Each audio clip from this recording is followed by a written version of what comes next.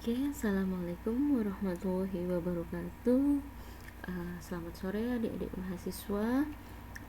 Hari ini kita melanjutkan perkuliahan mekanisasi pertanian ya.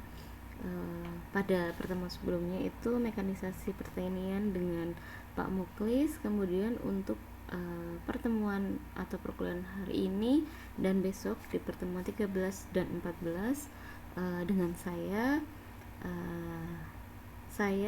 dari lab SIMIP, yaitu Lab Sistem Informasi dan Manajemen Industri Pertanian pada program studi teknik pertanian.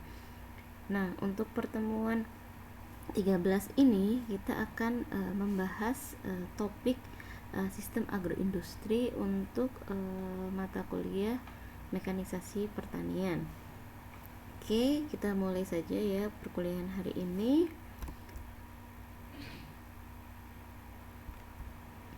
Nah, di sini sebelumnya saya akan menjelaskan apa itu agroindustri ya.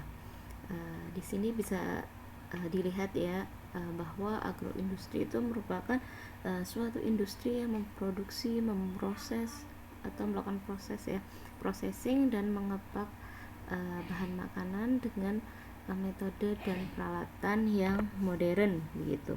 Nah, di sini bisa dilihat ya, jika agroindustri itu merupakan suatu kegiatan yang memanfaatkan hasil pertanian yang digunakan sebagai bahan baku. Nah, di sini bahan pertanian tersebut bisa berupa nabati ataupun hewani begitu.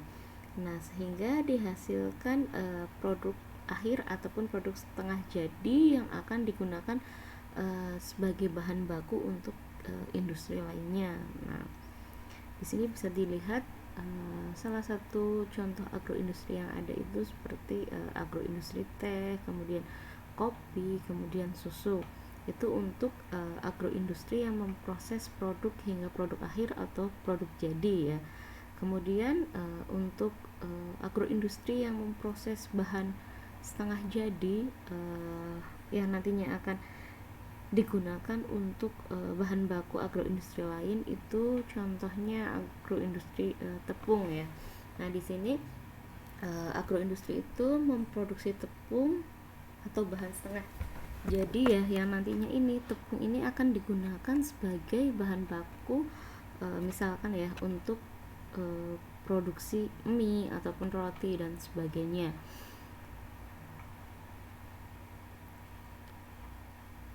Nah, agroindustri ini merupakan subsistem atau bagian dari agribisnis. Di sini orang sering simpang siur ya terkait agribisnis dan agroindustri. Nah, terdapat perbedaan antara agribisnis dan agroindustri itu sendiri ya. Bisa dilihat jika agribisnis itu merupakan suatu bisnis yang berkaitan dengan pertanian, baik yang dimiliki dan dioperasikan dalam skala besar. Jadi bisa dikatakan bahwa agribisnis merupakan bisnis berbasis usaha pertanian ataupun bidang lain yang mendukung baik dari sektor hulu maupun hilir begitu. Nah, sedangkan agroindustri itu merupakan kegiatan pertanian yang dikaitkan dengan sektor industri ya. Sektor industri di sini yang dimaksud seperti yang sudah dijelaskan di awal ya, yaitu memproduksi, melakukan processing, kemudian pengemakan serta dari segi sektor ekonomi begitu. Nah, bisa dilihat di slide ini ya. Adapun dasar pemikiran dari studi agroindustri ini, di sini pada awalnya ada raw material, kemudian raw material tersebut dilakukan processing, kemudian hasilnya kita pasarkan ya. Di sini pada proses agroindustri ini terdapat komponen dasar yang harus dipertimbangkan bersama untuk membuat keseimbangan dalam sebuah sistem. Nah, di sini dilihat dari faktor internal maupun eksternal ya, permasalahan internal ataupun eksternal, kemudian yang bisa diimprove sehingga meningkatkan kinerja dari sistem agroindustri tersendiri. Tentunya proses improvement tersebut memiliki tantangan. Tantangan ini bisa dari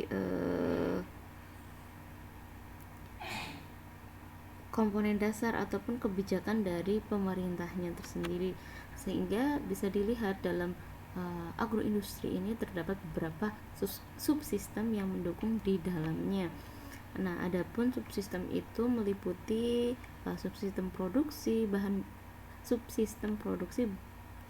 dan bahan baku, kemudian yang kedua subsistem teknologi, kemudian subsistem pemasaran, subsistem manajemen industri, dan yang terakhir tentunya subsistem supply chain management.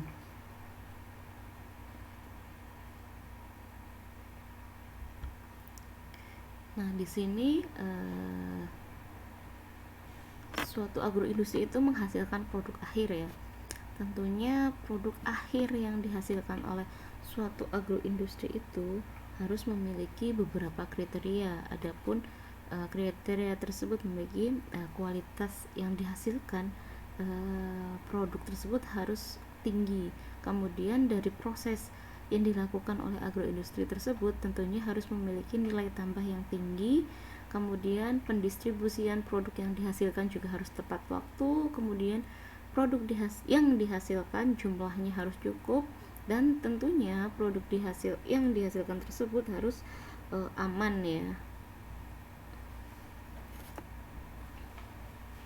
Nah, di sini sudah dijelaskan ya tadi berbagai subsistem yang ada di agroindustri. Nah, di sini kita akan membahas bagian subsistem produksi dan bahan baku. Nah, dalam peningkatan produksi dan produktivitas baik secara intensifikasi ataupun ekstensifikasi. Nah, apa itu intensifikasi? Intensifikasi pertanian merupakan salah satu usaha untuk meningkatkan hasil pertanian dengan cara mengoptimalkan lahan pertanian yang sudah ada. Nah, intensifikasi pertanian ini dapat ditempuh dengan cara panca usaha tani yang kemudian dilanjutkan dengan program Sabta Usaha Tani. Nah, sedangkan ekstensifikasi itu merupakan usaha meningkatkan hasil pertanian dengan cara memperluas lahan pertanian baru. Contohnya dengan membuka hutan dan semak belukar, kemudian daerah sekitar rawa-rawa dan daerah pertanian yang belum dimanfaatkan. Nah, pada subsistem produksi dan bahan baku ini kita harus melakukan perencanaan dan pengendalian produksi serta pengendalian kualitas produksi. Nah, apa itu perencanaan dan pengendalian produksi? Oke, kita lanjutkan ke next slide ya. Kita akan membahas mengenai perencanaan dan pengendalian produksi itu sendiri, sehingga adik-adik bisa memahami terkait perencanaan dan pengendalian produksi.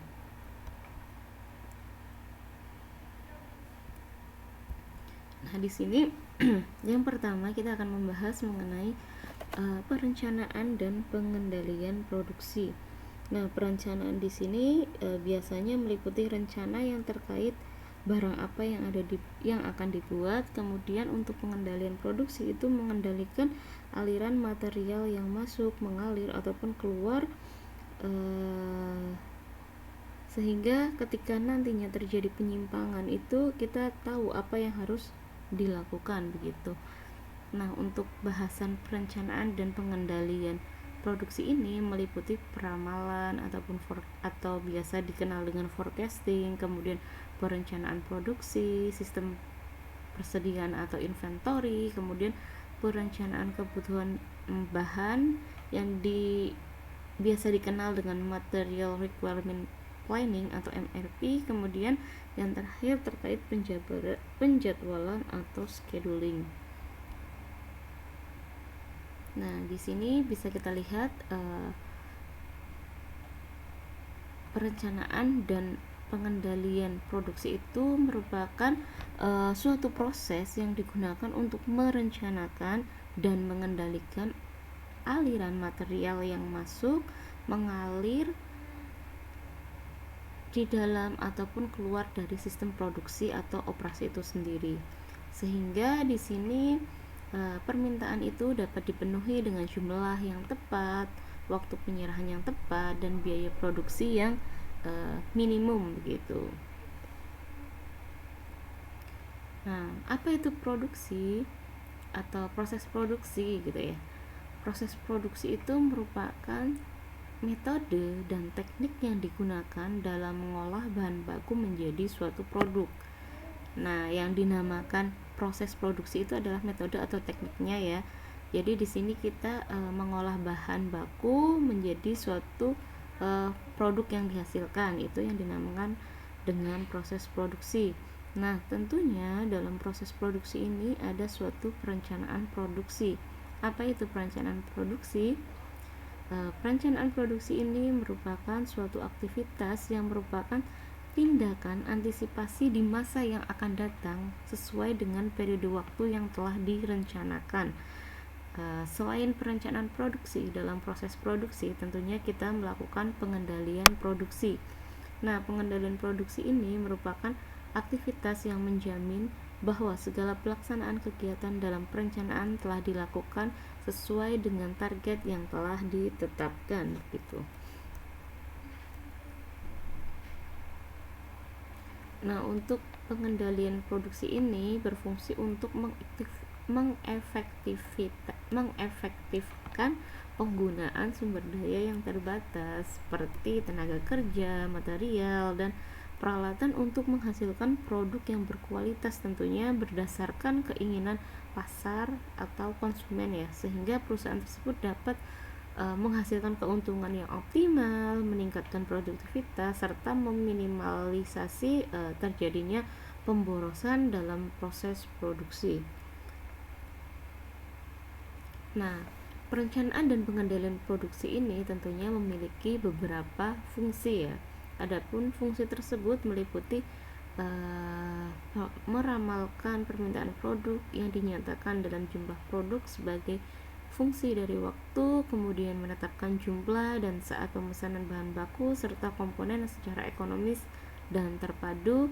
Yang ketiga, menetapkan keseimbangan antara tingkat kebutuhan produksi, teknik pemenuhan pemesanan, monitoring tingkat persediaan produk jadi, membandingkannya dengan rencana persediaan, dan membuat revisi atas rencana produksi pada saat yang telah ditentukan.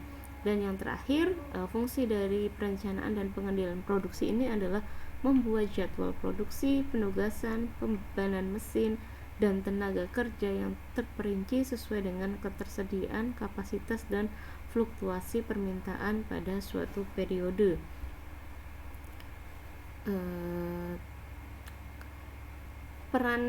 Perancangan dan pengendalian produksi dalam suatu organisasi yaitu menemukan keseimbangan antara berbagai tuntutan komponen organisasi yang saling berlawanan sehingga dapat memberikan keputusan optimal pada saat proses produksi tersebut dijalankan. Jadi perencanaan dan pengendalian produksi ini juga memiliki peran yang penting dalam organisasi pada suatu perusahaan begitu. Ketika kita melakukan perencanaan dan pengendalian produksi, kita akan memberikan keputusan yang optimal terkait proses produksi tersebut. Nah, pengendalian kualitas produksi atau biasa disebut dengan total quality. Total quality di sini merupakan sistem manajemen kualitas yang berfokus pada pelanggan untuk mencapai kepuasan pelanggan tentunya. Jadi pada total quality ini kita melakukan pendekatan untuk melaksanakan bisnis dengan berusaha semaksimal ya, atau memaksimalkan persaingan organisasi melalui perbaikan secara menyeluruh dalam kualitas produk, layanan, orang, proses maupun lingkungannya. Nah, adapun karakteristik dari total quality ini terdapat 8 karakteristik ya.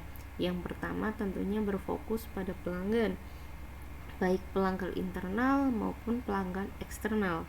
Nah, apa itu pelanggan internal? Pelanggan internal itu merupakan orang yang berada dalam suatu perusahaan dan memiliki pengaruh pada performa atau pekerjaan dari perusahaan tersebut. Nah, sedangkan pembeli eksternal itu merupakan pembeli atau pemakai produk akhir atau yang sering disebut dengan sebagai pelanggan nyata atau real customer. Nah, di sini pelanggan eksternal itu merupakan orang yang benar-benar membayar produk kita secara langsung gitu. Kemudian karakteristik total quality yang kedua adalah tujuan utamanya adalah kualitas, kemudian menggunakan pendekatan ilmiah dalam pengambilan keputusan dan penyelesaian masalahnya, kemudian komitmen terhadap kualitas dalam jangka panjang, mengadakan kerja tim, mengadakan perbaikan proses secara terus-menerus dan berkesinambungan, kemudian adanya keseragaman dan kesamaan tujuan, dan yang terakhir adalah keterlibatan dan pemberdayaan karyawan maupun seluruh personil dalam organisasinya. Nah, dalam pengendalian kualitas, di sini kita sering mendengar SQC dan SPC. SQC ini adalah Statistical Quality Control, sedangkan SPC merupakan Statistical Process Control. Nah, apa itu SQC, apa itu SPC ya, kita akan bahas ya. Nah, SQC itu merupakan teknik problem solving yang digunakan sebagai pemonitor, pengendali, penganalisis, pengelola, dan memperbaiki proses dengan menggunakan metode statistik. Jadi SQC ini merupakan metode statistik yang digunakan untuk menerapkan teori probabilitas dalam pengujian atau pemeriksaan sampel pada kegiatan pengawasan kualitas suatu produk. Nah, sedangkan SPC ini adalah proses yang digunakan untuk memantau standar, melakukan pengukuran dan pengambilan tindakan secara korektif pada produk ataupun layanan yang sedang diproduksi. Nah, SPC ini berhubungan dengan inspeksi atau pengecekan pada sampel acak yang merupakan output dari sebuah proses dan menentukan apakah produk dari proses produksi tersebut sesuai dengan karakteristik yang sesuai dengan range yang diberikan. Nah, di sini bedanya SQC dan SPC itu, SQC itu memiliki cakupan yang lebih luas karena di dalam SQC ini terdapat SPC, pengendalian produk atau acceptance sampling, dan analisis kemampuan proses atau capability proses. Nah, tentunya jika SQC dan SPC dilakukan secara bersama-sama, maka dalam penggunaannya kita dapat melihat gambaran kinerja proses pada masa kini dan masa yang akan datang begitu, sehingga dapat membantu suatu perusahaan untuk melakukan pengendalian kualitas tentunya, sehingga didapatkan kualitas yang baik ya, sehingga meminimalkan kecacatan dari produk tersebut gitu. Nah, di sini bisa dilihat ya gambaran pengendalian kualitas. Nah, di sini ada pemasok ya. Tentunya pemasok ini memasok bahan baku pada suatu perusahaan. Nah, saat bahan bakunya sampai di perusahaan itu, bahan baku tersebut diterima oleh departemen QC gitu ya. Di sini departemen QC ini memiliki standar tersendiri ya terhadap bahan baku yang dikirimkan oleh pemasok. Nah, departemen QC ini memiliki tugas untuk menerima atau menolak pasokan bahan baku tersebut gitu. Ketika bahan baku yang diterima itu tidak sesuai dengan standar perusahaan, maka departemen QC ini berhak untuk menolak bahan baku yang sampai ke perusahaan. Sedangkan ketika kualitasnya itu memenuhi, maka bahan baku tersebut akan diterima oleh departemen QC ya, sehingga di sini akan menjadi input pada proses produksi. Nah, tentunya pada proses produksi ini kita akan melakukan proses atau pengerjaan ya dari bahan baku itu untuk menghasilkan suatu produk, baik itu produk jadi ataupun produk setengah jadi ya. Nah, di sini selama proses produksi itu ada departemen QC yang terus memantau proses produksi tersebut sehingga dapat menghasilkan produk dengan manajemen dengan mutu yang sesuai dengan yang telah ditentukan ya. Nah, setelah produk tersebut diproses, tentunya akan dihasilkan produk akhir. Nah, ketika produk akhir tersebut diterima oleh QC, dilihat spesifikasi atau syaratnya. Ketika produk tersebut memenuhi kualifikasi, maka produk itu akan diterima. Sedangkan jika tidak, produk itu akan ditolak. Jika dia masih bisa dikerjakan ulang atau diperbaiki, dia akan dilakukan perbaikan pada produk yang tidak sesuai dengan kriterianya ya. Misalkan di sini ada produk tepung. Tentunya perusahaan memiliki standar mes tertentu untuk produk tepung tersebut ya. Nah, misalkan ketika produknya itu terlalu kasar ya, mesnya kurang halus, maka tepungnya itu bisa diproses ulang sehingga menjadi lebih halus begitu ya. Dan kemudian nanti akan diproses menjadi produk akhir dan bisa menghasilkan output yang sesuai dengan kriteria perusahaan. Nah, ketika dia tidak bisa di rework atau dikerjakan ulang, maka dia akan dibuang atau menjadi limbah begitu. Nah, di sini ya seperti yang sudah saya jelaskan tadi, ini ada produk akhir. Sebelum produk akhir itu sampai ke konsumen, tentunya perusahaan melakukan inspeksi atau melakukan proses sortir dari produk akhir yang dihasilkan tersebut. Nah, ketika produknya itu bagus, dia akan langsung dipasarkan ke konsumen.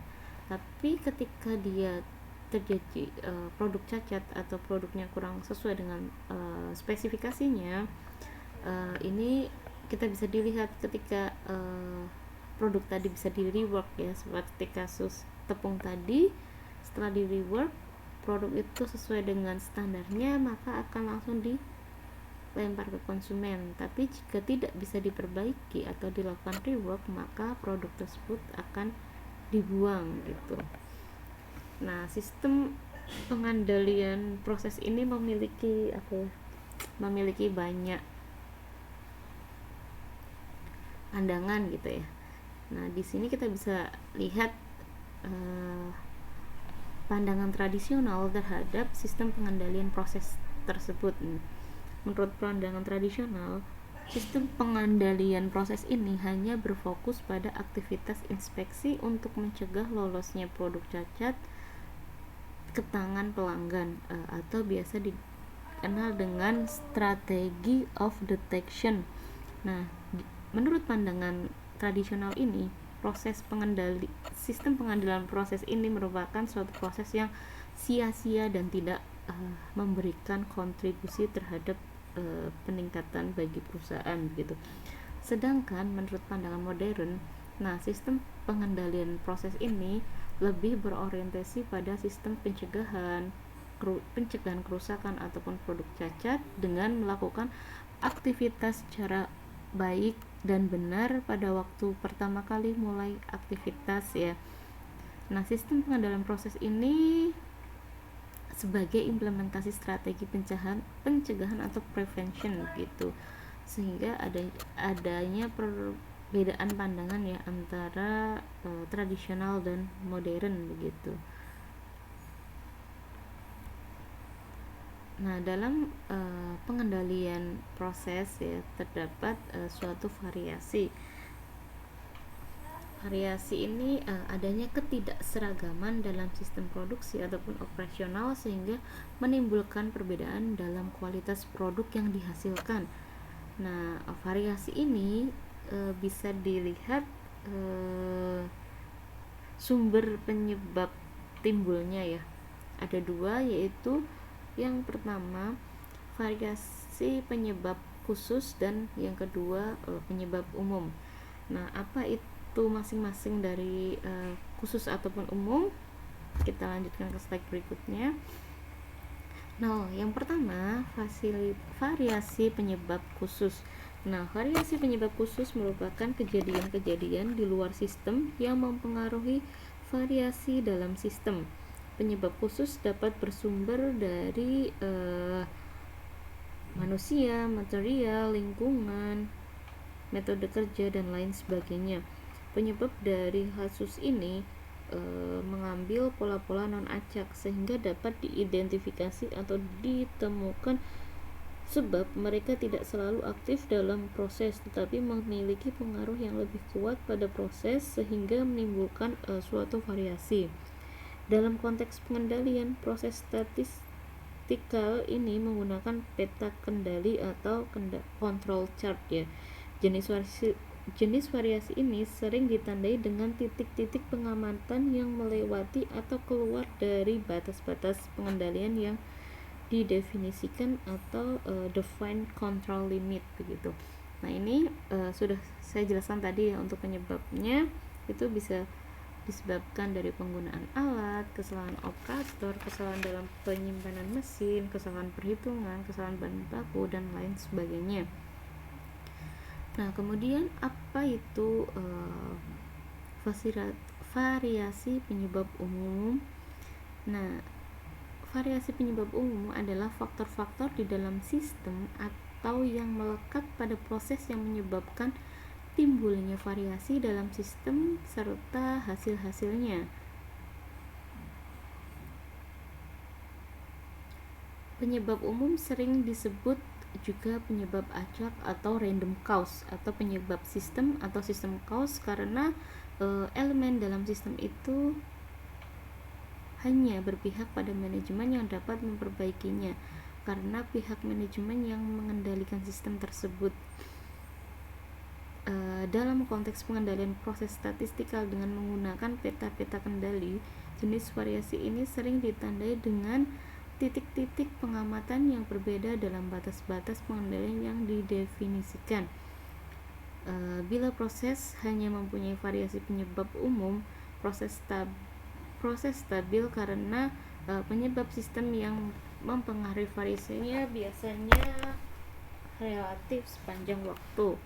Nah, adapun contoh penyebab dari variasi umum itu misalkan penurunan suhu udara, naik turunnya kelembaban udara, penurunan kinerja mesin, dan lain sebagainya.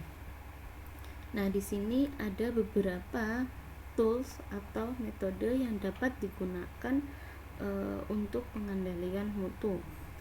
Salah satu contohnya yang pertama adalah check sheet atau lembar periksa. Check sheet atau lembar periksa ini merupakan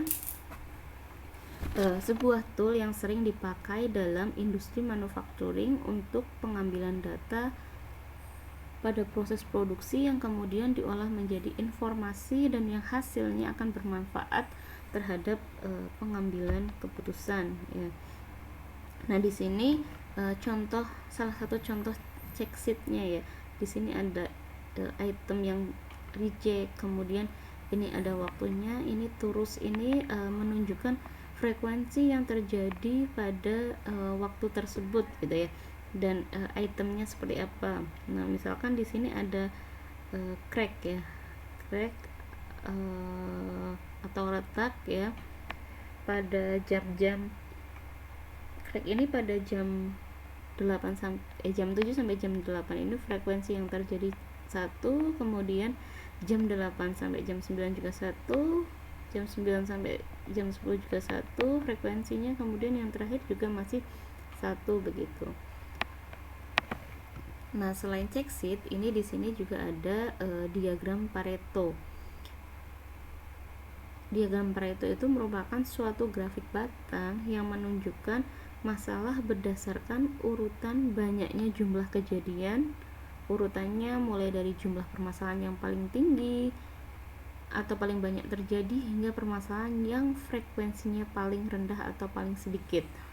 Nah, dalam grafik bisa ditunjukkan ya, tertinggi itu paling kiri, kemudian yang terendah itu paling kanan.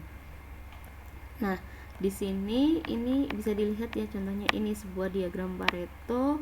Pareto itu menjelaskan urutan yang paling banyak terjadi ya. Jadi di sebelah kiri ini paling banyak terjadi. Ini ada 3 kejadian ya. Yang pertama workmanship atau proses produksi, kemudian proses pemasokan dan proses pencelup gitu ya. Di sini ada frekuensinya. Untuk workmanship itu terletak paling kiri karena dia paling banyak terjadi. Kemudian proses pencelupan ini karena dia paling sedikit terjadi, maka dia berada di sebelah kanan. Jadi untuk biru ini ya, ini menunjukkan berapa frekuensi. Di sini menggambarkan frekuensinya. Kemudian untuk garis merah ini menunjukkan akumulasi dari frekuensinya, jadi persentasenya begitu. Akumulasi ini hanya workmanship, kemudian ini frekuensi gabungan antara workmanship atau proses produksi dan pemasokan, kemudian ini akumulasi dari ketiganya. Jadi untuk line ini menunjukkan akumulasi frekuensi. Nah, yang ketiga itu kita bisa menggunakan cause and effect diagram. Nah, apa itu cause effect diagram? Itu merupakan alat quality control yang dipergunakan untuk mengidentifikasikan dan menunjukkan hubungan antara sebab dan akibat agar dapat menemukan akar penyebab dari suatu permasalahan.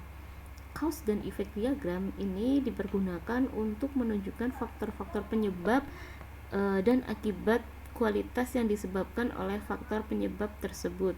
Karena bentuknya seperti tulang ikan ya, ini bisa dilihat bentuknya seperti tulang ikan, maka cause effect diagram ini biasa dikenal dengan diagram fishbone atau diagram tulang ikan.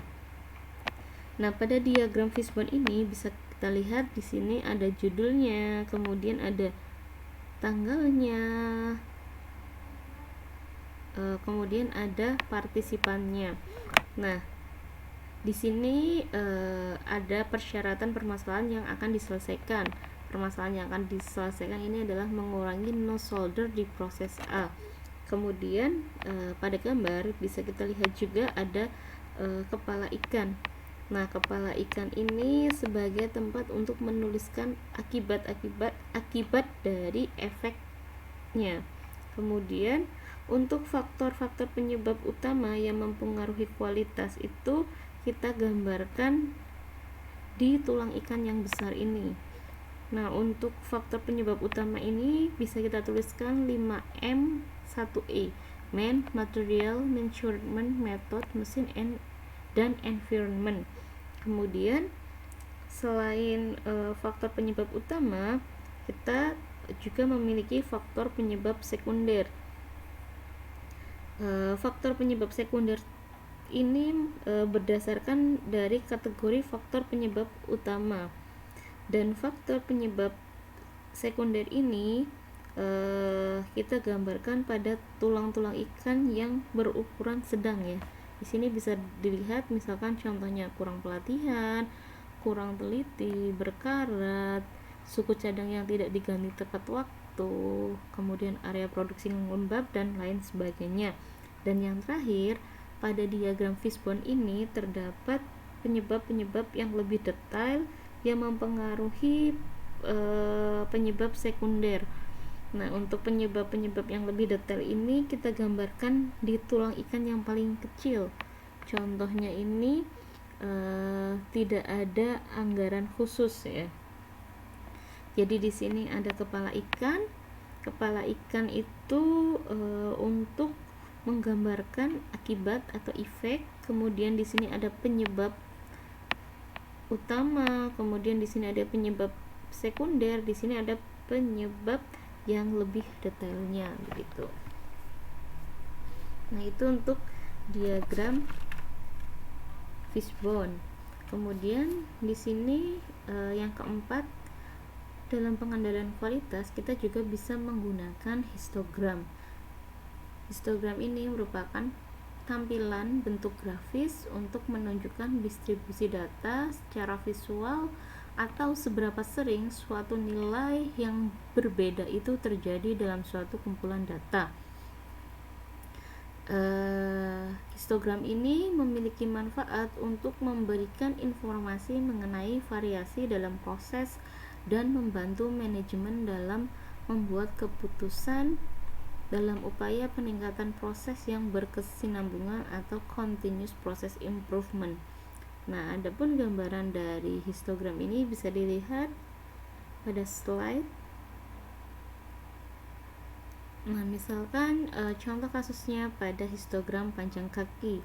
Nah, di sini ada nilai tengah dari masing-masing panjang kakinya ya. Pada panjang kaki komponen A kita cari nilai tengahnya, misalkan ini dalam satuan milimeter.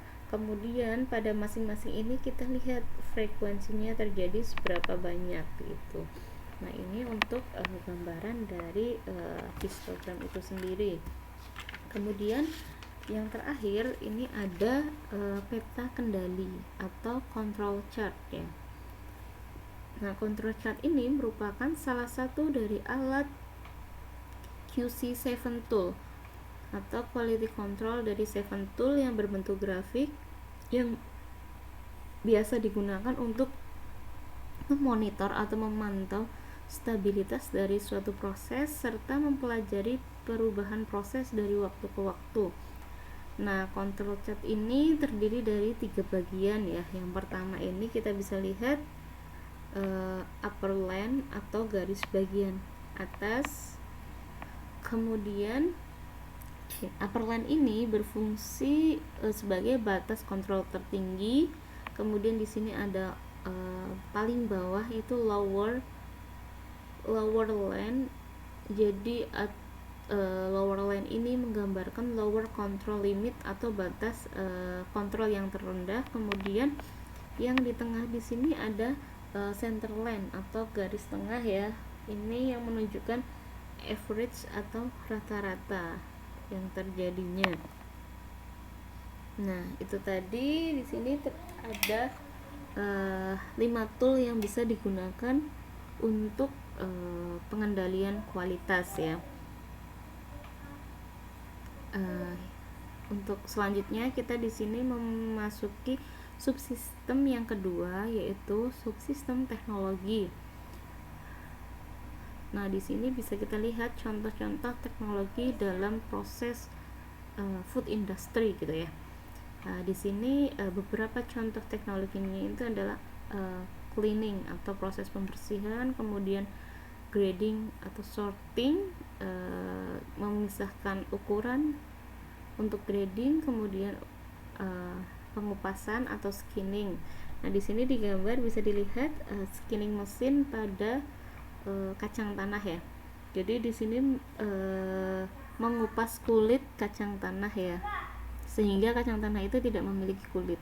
Kemudian yang di sisi kanan di sini ada suatu mesin untuk memisahkan kentang sesuai dengan ukurannya, atau mesin ini biasa dikenal dengan nama potato grading gitu. Nah, untuk selanjutnya ini adalah peralatan proses secara mekanik ya. Di sini kita bisa melihat ada peralatan untuk size reduction atau pengecilan ukuran.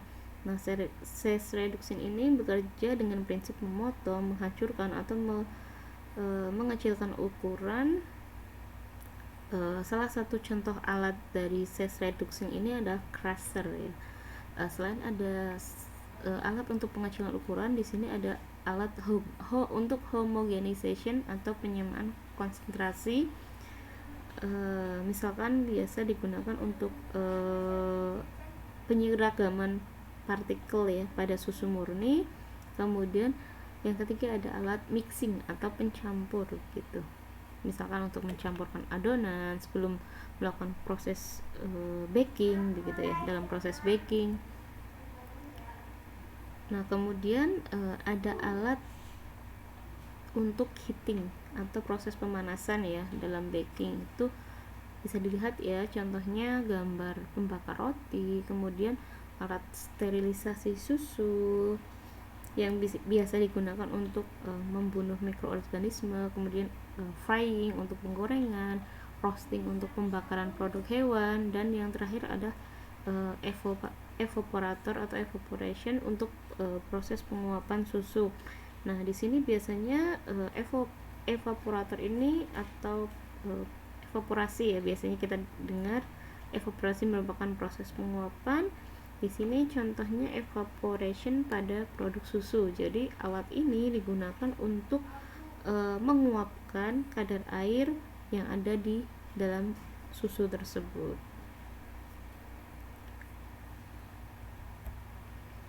Nah, untuk materi perkuliahan pertemuan 13 ini sampai di sini.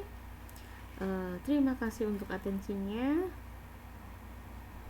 Silakan untuk kuisnya dikerjakan pada Eldiru.